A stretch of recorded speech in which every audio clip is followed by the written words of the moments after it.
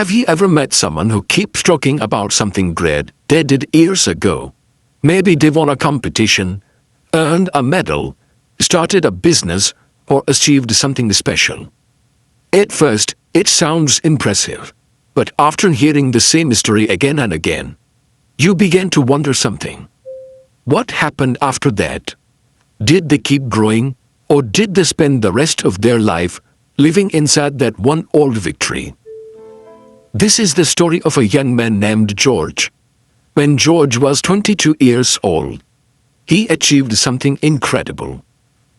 He won the biggest athletics championship in his state. Hundreds of talented athletes competed, but George finished first. The crowd cheered, cameras flashed, his family cried with happiness. When he stood on the stage holding the golden trophy, he felt like he could do anything. That night, everyone celebrated him. "You are a champion," people said. "You have a bright future ahead of you." George smiled proudly. He believed this was only the beginning. But sometimes success can become a trap when a person stops moving forward. A few weeks later, George noticed something. People loved hearing the story of how he won. Whenever he met someone new, he told them about championship. Whenever friends gathered, he told the story again.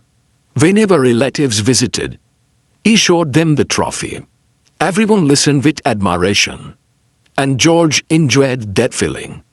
Very slowly, without realizing it, he became more interested in talking about his victory than working for the next one. His coach often told him, "George, champions are not remembered because of one victory. They are remembered because they keep improving." George would nod. But inside, he thought, "Why work so hard?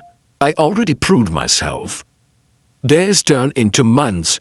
Months turned into years.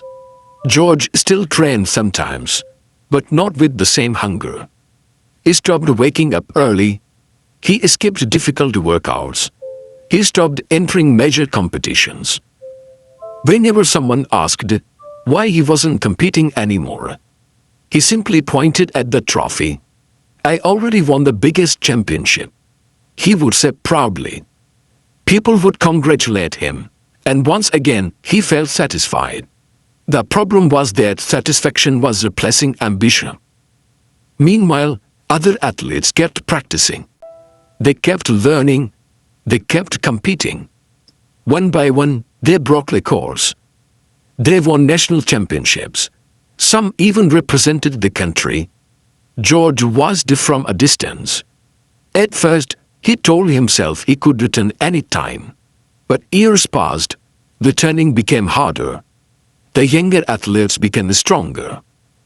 The competition became tougher, and George became comfortable living in memories.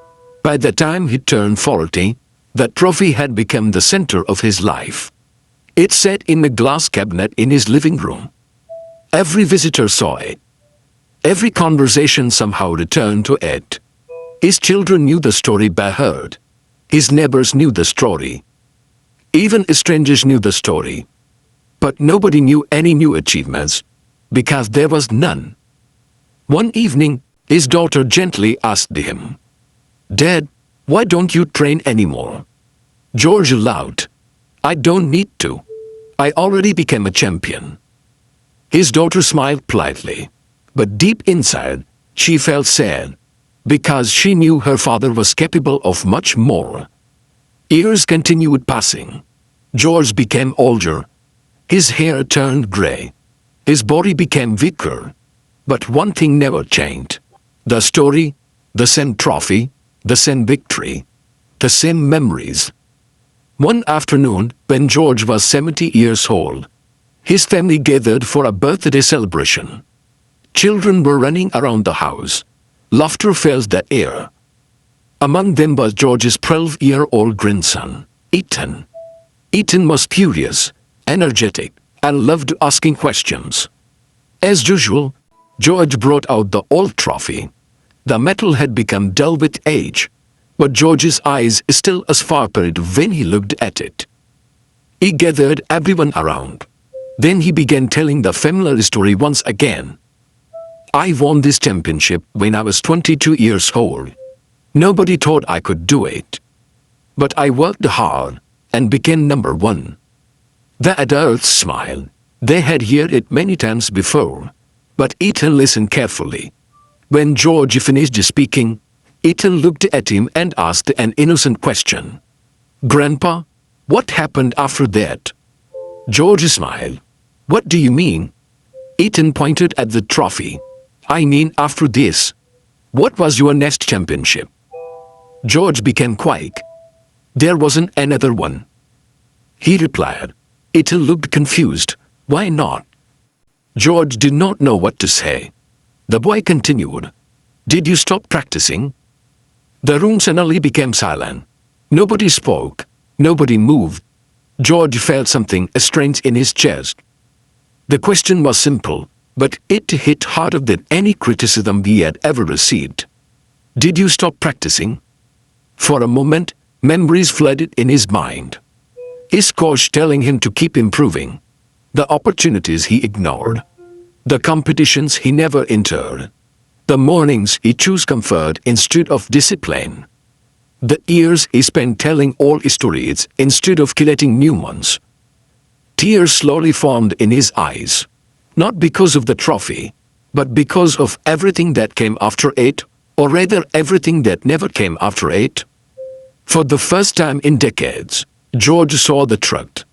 The trophy was never the problem. The problem was that he had turned one achievement into a permanent resting place. He had mistaken success for completion. He had believed one victory was enough. While life kept moving forward, he stayed standing in the same place. That night, after everyone left, George sat alone in front of the trophy. He stared at it for hours.